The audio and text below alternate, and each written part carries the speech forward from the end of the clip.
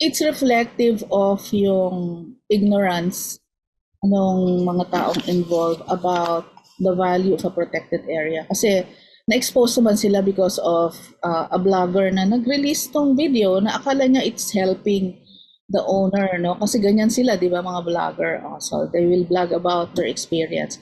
Kaso nga napansin kasi nga umikot naging viral, di ba? Because it's Chocolate Hills. But they're not alone.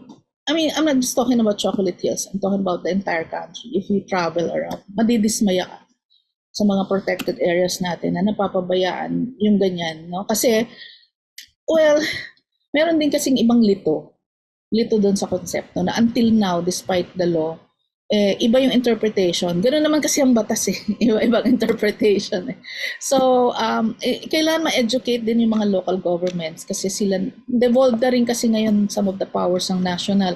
So, sila yung nandun on the ground. No? You need to have champions that will push for the law to be applied. Hindi lang siya law in paper.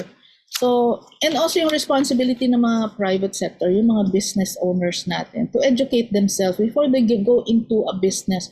Alamin nila yung restrictions. Alamin nila yung responsibility nila. Kasi, it's the messaging Tapos to namang mga vloggers din, di ba? They also need to educate themselves. Ano ba yung message na nilalabas ko? Kasi, very powerful yung sinasabi nila sa mga followers nila.